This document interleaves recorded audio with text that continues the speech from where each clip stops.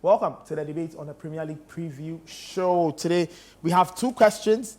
Question number one, we're asking if Kevin De Bruyne is the catalyst to Manchester City's dominance. Is he the catalyst to Manchester City's dominance? City have they've not looked in the best form, but they are still in the title equation.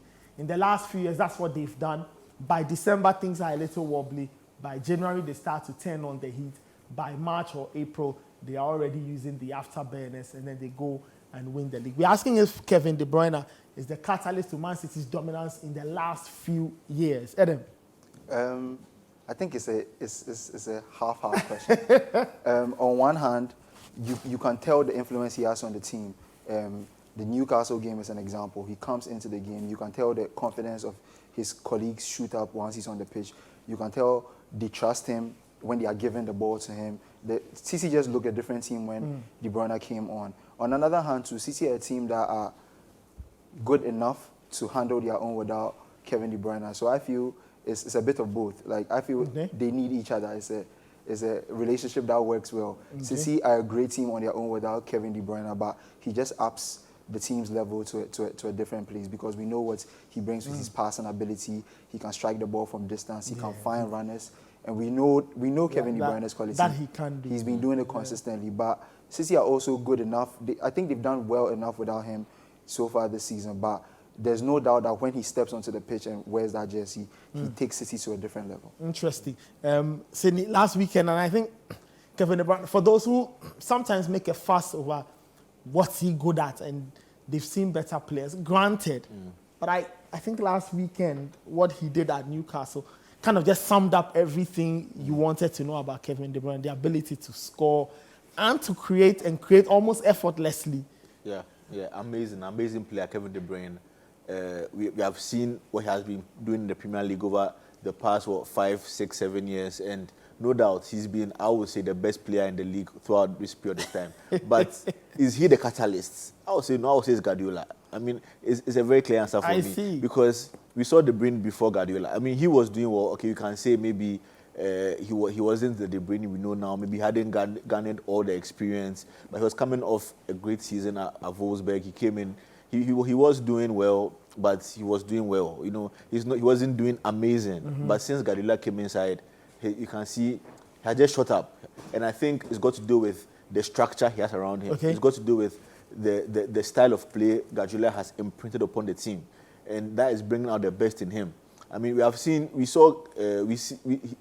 De Bruyne over the past couple of seasons. We have seen him getting injured. Yeah.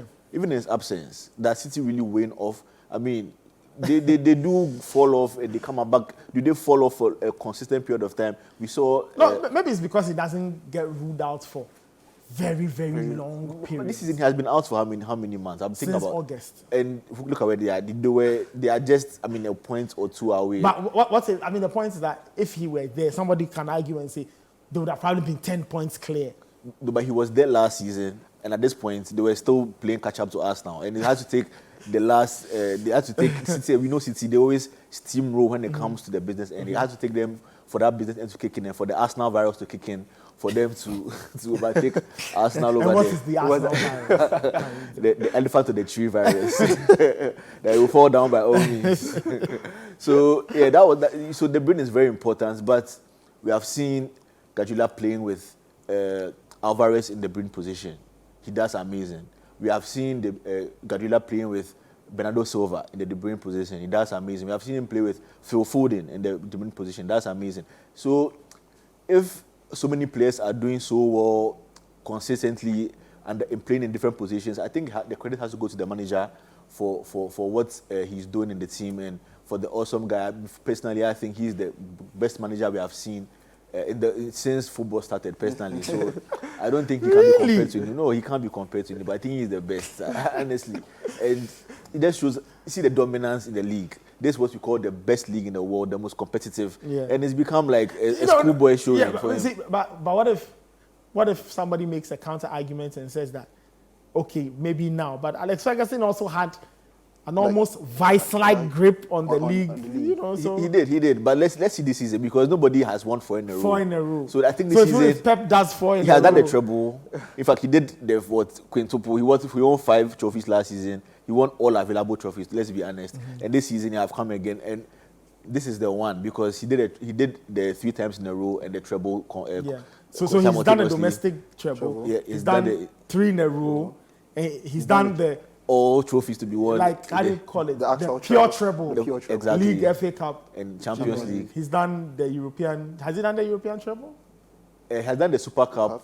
I think hasn't done. Okay, so Europa he's League. done the Super Cup. Super Cup He's and won the Champions Club World Cup and the He's won Champions the League. Champions. So that's like So, the international. Yeah, treble. you can't get much better than It that. doesn't get much better. Yeah, so- but then for me, and to sum De Bruyne up, I think that Newcastle game sums up what he means to the team.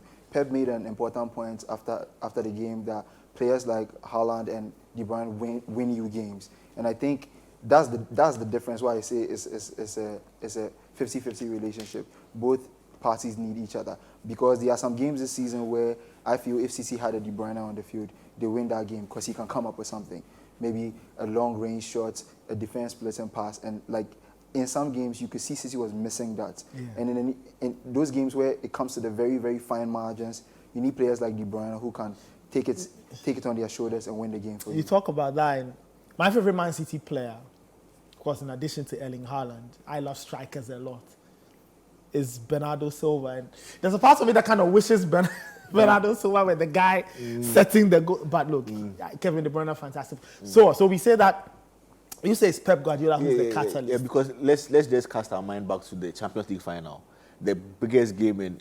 Okay, let me say the biggest game in Man City's history because they had gone once before, they failed to do it. They're on the cusp of greatness. What happens? Kevin De Bruyne goes off with an injury, but Pep is able to bring in a different player to galvanize the team to eventually cross that bridge and get the trophy that I've been yearning for years. So yes, De Bruyne is very important. He's, I would say, a major reason why they are where they are right now. But if you mention about the catalyst for their dominance, I don't think he's quite there yet. I see. So, Adam, let me ask you this. So, assuming Pep leaves, when or if, whatever, do you think Man City will be the same team? Definitely. Let's assuming that Definitely not. the same players are there. No, they won't be the You same don't team. think they will be No. the same team? Barcelona is a very good example. Pep left Barcelona, and Barcelona didn't slump, but like they weren't as dominant as they were during the period he was there. I mean, some other coaches came. Enrique came, had the treble too, but then it just wasn't the same. You are right. I mean, Barca did go through a good number of coaches. Yeah. And it just hasn't been the same. So Tito. Yeah, and even then Messi was there, Valverde. Suarez, they were all there, but all it was there, never but the then same. it was never the same. so I understand where he's coming from. I see. But you say it's 50-50. Yeah, it's 50-50. And then you say it's Pep, hands down. Pep hands down. Hands down. I see. Sometimes I think about the wonders Pep could have been doing on the red side of Manchester, but it was never meant to happen. If we listen to someone who speak good English. If we listen to someone who speak good English.